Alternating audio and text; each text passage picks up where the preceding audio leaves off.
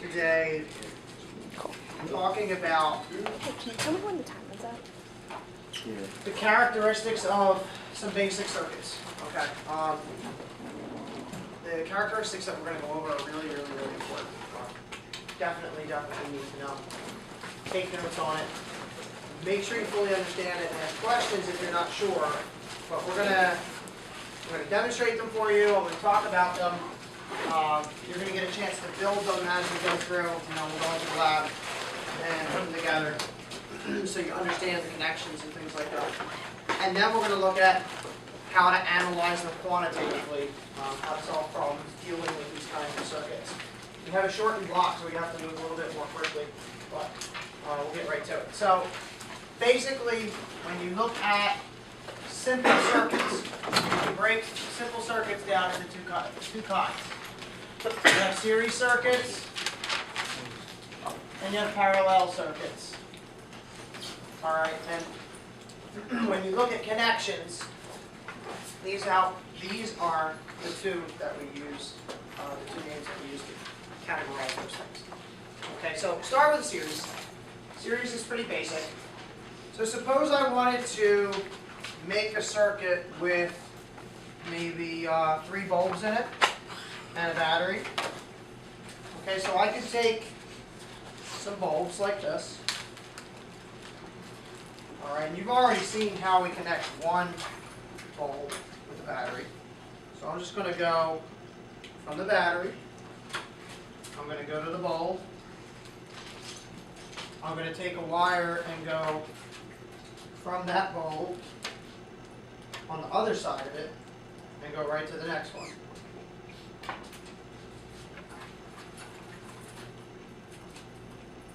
I'm going to take another wire, go from the second to the third. And then I'm going to take one and go from here and head back to the battery on the other side. We know that we have to hit both sides of the battery terminals. Okay, and if you notice, we have light. Okay? If I play around with this, if I unscrew this bulb, the whole circuit's dead. Okay? If I unscrew this bulb, the whole circuit's dead. Same thing here. So if any one of these burns out, the entire circuit goes out. Okay? And if you look at the connection here, how this is wired up, very basic. It's a very simple loop. I start here, I go to one bulb, to the next, and back. All right, so this is what we know as a series circuit. It's just basically a chain. Okay. So I want to draw this for you and try to understand what circuit diagrams kind of look like. So when we draw it, a symbol like this stands for a battery. All right, so this is your battery. And the long pole, the long line, stands for the positive terminal. And the short line stands for the negative terminal. Technically, if you want to look at the difference between the word battery and the word cell, as it relates to an electric circuit, okay, a battery is a collection of cells that create a voltage difference across them. All right, so for example, if you buy a, one of those big D batteries, all right, technically it shouldn't be called a battery, it's a cell, because there's only one system of dissimilar metals in there that dissolve to give you a voltage. Okay, a battery is really a collection of those kinds of cells. So that's why you see multiple lines here. Sometimes you might see just like this in a diagram also. All right, but it means the same thing. There's a potential difference across these. All right, so you have this. This is our negative terminal. This is our positive terminal, like this. Okay. Then we have a wire running from the battery and going to a bulb. Now, I'm going to draw the bulb using this symbol. That symbol's really the symbol for a reason. resistor. Okay, I'll talk about that in a minute.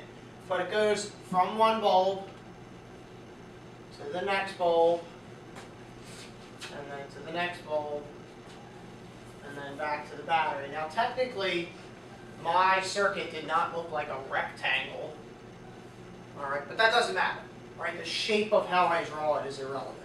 Really, when you look at a circuit diagram, you're interested in how are the elements in the circuit connected to each other. This shows a battery that has one wire coming out that connects to a bulb. Then one wire comes out and connects to the next bulb. And then one wire comes out, connects to the next bulb. And then one wire goes back to the battery. Okay? So that's really what this is. Now, as I said, this technically is the symbol for a resistor. Okay?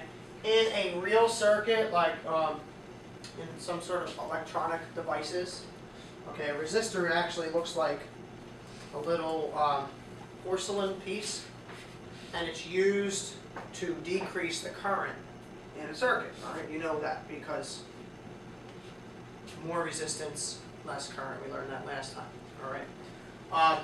We're going to treat bulbs and other devices for now like they're resistors, because a bulb does have resistance.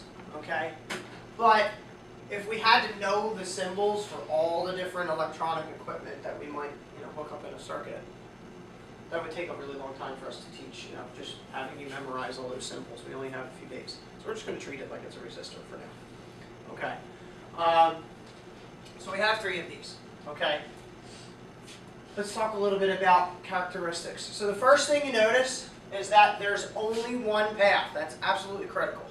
There's only one path to get from the positive terminal to the negative terminal. All right? Only one path. So because there's only one path,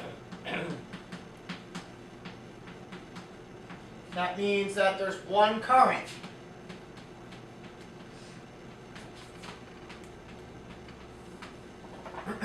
Shared by all resistors. In a series circuit, however much charge flows past this resistor is the same as how much passes through this resistor, is the same as how much that passes through that resistor. It has to be that way. Think about it. All right? You can't have 2 amps of current flowing through here and only 1 amp of current flowing through here, because then charge would have to be like leaking out of the system somewhere. That doesn't make any sense. There's only one place for it to go. So if there's 2 amps going through here, there's got to be 2 amps going through here, 2 amps going through here, and anywhere else in a series. Every spot in a series circuit has to have the same current because it's one closed path. Okay? So one current shared by all resistors. That's an absolutely important fact. Okay? Another thing about series is that if you look at the voltage, okay, if you measure the voltage drop from here to here, we learned yesterday or last time, we learned that you don't really drop voltage much across a wire. All right, if we measure the voltage here at the battery and the voltage here right before it hits the resistor, they are practically the same voltage. All right, for our purposes in this class, you can assume they're the same. No energy is lost in the wire. But then when you go from here to here, all of a sudden some energy is lost because it turns into heat and light. So if you measure the voltage drop here, and the voltage drop here, and the voltage drop there with a voltmeter, which we'll talk about later, okay, what you'll notice is that the voltage drops across each resistor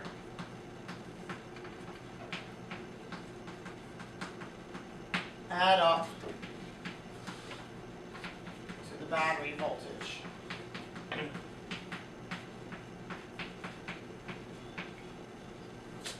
Okay. Another way of saying that is that the voltage gets split amongst the resistors in a series.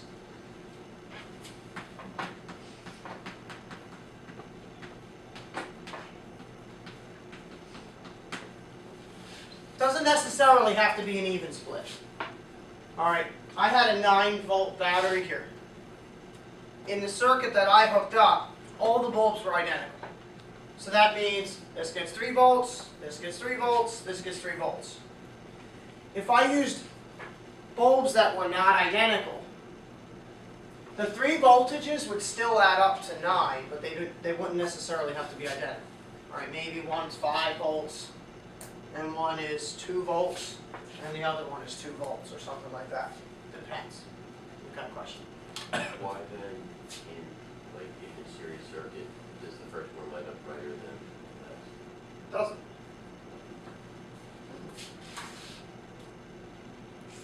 Not typically, anyway. I mean, if they're identical bulbs, it shouldn't, but if they're not, then that's why one was brighter, because they have different resistances. They all look roughly the same to me. I don't know. If you get one that's different, Yeah, the bottom right one's a little bit. maybe a little bit. Could that be because of the mold? Could be. I mean, it could be a little bit older. Resistance might be slightly different. I don't know that all these bulbs are exactly identical. But if you have different bulbs, then one of them is going to get a different voltage than the other, and that could cause it to be brighter or less bright. All right, but if they're all the same bulb, they're all identical, they're all going to have the same brightness.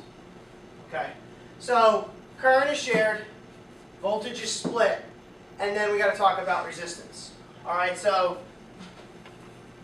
resistance Is futile. in series increases as more resistors are connected. So in other words, if you put a fourth bulb in this circuit, the resistance of the circuit will be higher than it was with 3 bulbs. If I put 5 bulbs in, it'll be even higher. Okay? There's a very simple equation to describe that. The equivalent resistance of a series circuit is equal to the sum of each individual resistor. So if you want to know what's the equivalent resistance of that circuit, you just add this plus this plus this. You add up all the resistances in series. Okay, it's really easy to work with that way. All right, so key facts: one path, so one current. Voltage splits up. Resistance adds up. You absolutely have to know that. Okay. Also, take a look at why, if one bulb burns out or if one bulb is unscrewed, why the entire circuit goes dead. It doesn't matter which one you pick. All right. If I unscrew this bulb, the entire circuit goes dead. Now some students are like, well, how come this bulb doesn't light up? Because if you take this out, it no longer meets the requirements of a circuit. One of the requirements we wrote down the other day was you need a conducting path from high potential to low potential. You don't have it anymore. It's not a closed loop anymore. You see that? All right, so it doesn't matter which one I pick. If one goes out, whole circuit's dead. Okay, it interrupts the flow. That's exactly what a switch does, folks. In a circuit diagram, a switch looks something like this.